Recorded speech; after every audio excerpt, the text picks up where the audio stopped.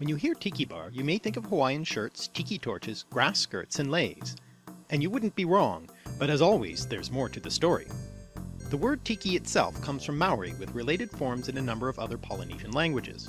The Polynesian language family, a subset of the large Austronesian language family, is a group of some 40 related languages spoken in the scattered islands of the Central and South Pacific, including Maori, Tahitian, and Hawaiian. Owing to their relatively recent spread, the languages still show fairly strong resemblances, with similar sounds and much related vocabulary. In Maori, Tiki is the name of the first created man, or the creator of the first man.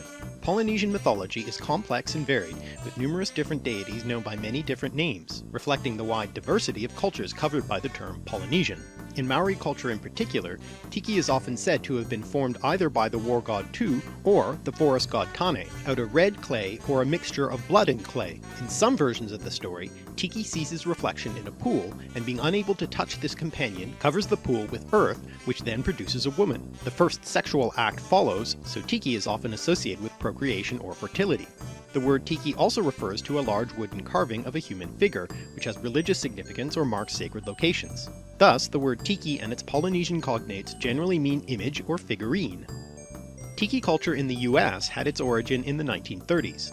In 1933, Texas-born Ernest Gantt opened a restaurant in Hollywood called Don's Beachcomber Cafe, the first tiki bar.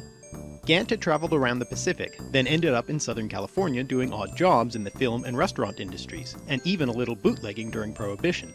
But things turned around for Gantt after he opened his own restaurant, with South Pacific-inspired decor, Chinese-American cuisine, and rum-based cocktails. Mostly because rum was one of the cheapest spirits at the time. Soon renamed as Don the Beachcomber, it became trendy, drawing some of the Hollywood elite, and while Gantt was deployed in World War II, his soon-to-be ex-wife Sunny Sund continued the success of the chain of restaurants and expanded into 16 locations. Oh, and after years of everyone assuming it was his name, Gantt eventually legally changed his name to Don Beach. Don the Beachcomber also inspired competition.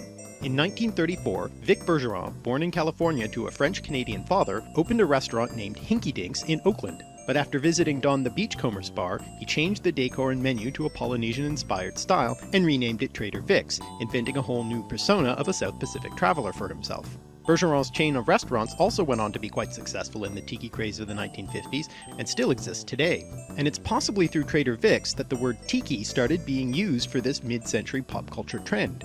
But to tell that story, I have to go all the way back to the 19th century and the World's Fair. The first World's Fair, London's great exhibition organized by Prince Albert in 1851, kicked off the practice of these grand celebrations of industrial progress. Its featured attraction, the Crystal Palace, is the perfect reflection of Victorian notions of industrial progress and Britain's paramount world influence. Later, as the United States star was rising at the end of the 19th century, the 1893 fair marked American ascendancy and growing sense of American exceptionalism. This fair, held in Chicago, also celebrated the anniversary of Columbus's arrival in the New World and was dubbed the World's Columbian Exhibition, so its aspects of colonialism and imperialism are fairly obvious.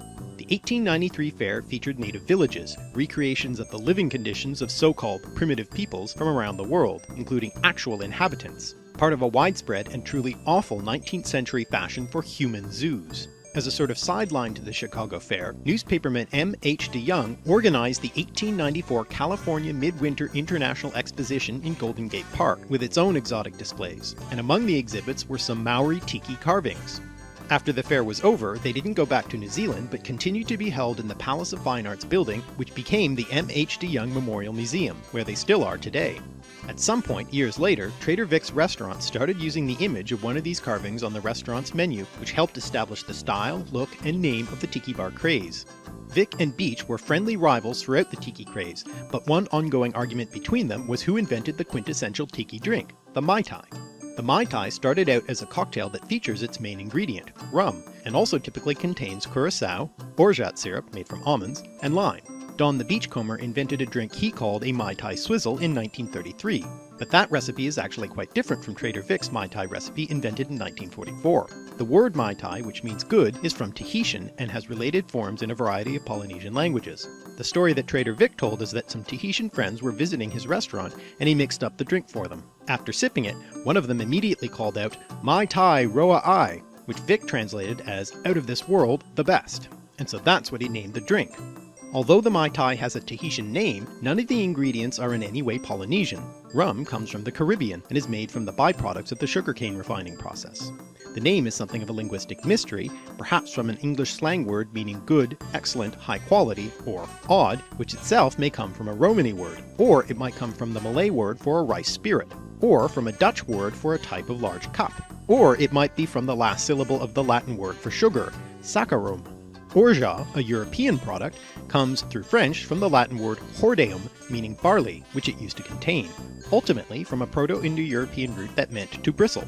And Curaçao is named after the Caribbean island it hails from, which name itself comes from the Portuguese word either for heart or cure, or from a now lost indigenous word. So the drink really is emblematic of Tiki culture, being a blend of many cultures topped by a decorative element taken from the South Pacific, in this case the name. Though the Mai Tai can be considered the signature Tiki drink, perhaps the second most famous is the Zombie, a very potent and complex concoction of several different rums, syrups, juices, and bitters, created by Don the Beachcomber, according to legend, to cure the hangover of one of his customers. But it was so strong, it left him feeling like the dead. It was always sold with a 2-drink limit, perhaps more for clever marketing purposes, though supposedly this was the last drink Howard Hughes had at Don's bar the night he hit a pedestrian on his drive home. Though the name does have a tropical flair, it certainly isn't connected with the South Pacific, coming instead from Haitian folklore, originally referring to a snake god and later to a reanimated corpse, and ultimately derived from a West African word meaning god or fetish. However, the zombie cocktail does have an important role in the history of the Tiki craze. Monty Proser, a nightclub owner with mob connections, also known for the Copacabana, yes, that Copacabana, and a press agent who counted Walt Disney among his clients, opened the Hurricane Bar at the 1939 New York World's Fair and sold zombie cocktails, claiming them as his own invention. They became a smash hit, increasing the popularity of the Tiki phenomenon. And what's more, as with the 1893 World's Fair, there was a concurrent West Coast Fair in 1939, the Golden Gate International Exposition, which was specifically themed to celebrate the cultures of the Pacific, and featured a 25-meter tall statue called Pacifica, a symbolic goddess of the Pacific. Over the first half of the 20th century, we can see the world's fairs gradually moving from industrial triumphalism to cultural fetishization and appropriation to genuine attempts at intercultural communication. And this Golden Gate Fair did much to introduce the growing Tiki culture, as well as actual Polynesian culture more broadly, to mainstream American society. Out of its start in the restaurant industry, Tiki culture spread to other areas of 40s and 50s America. The Tiki torches that were originally used to decorate the Tiki bars and the Tiki mugs in which tropical Tiki drinks were served have become iconic. And the Hawaiian or Aloha shirt, which has its origins in 1930s Hawaii, became very popular in the US after servicemen posted in the Pacific and Asia during World War II brought them home. In fact, these returning Americans had a lot to do with the explosion of Tiki culture in the 1940s and 50s, as did the incorporation of Hawaii as the 50th state in 1959. But the craze was also a reaction against the modernization and the industrialization of the post-war era, with a fantasy of an idealized, primitive simplicity, a tropical paradise without the rigid rules of 50s morality and society. In some ways, the Maori story of Tiki makes a good metaphor here. Americans looked towards the fantasy of the South Pacific life, but being unable to reach it, instead made a copy of it for themselves, reflecting their own culture more than the Polynesian reality.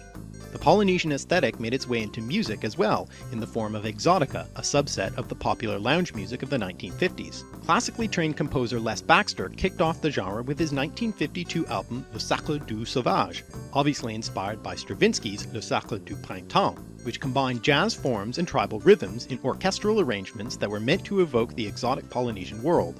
A few years later, Martin Denny had a hit with a cover of one of Baxter's songs, and popularized the vibraphone-heavy sounds of the new genre which took its name from his 1957 album Exotica. He even performed for a while at Don the Beachcomber's Hawaii Tiki Bar.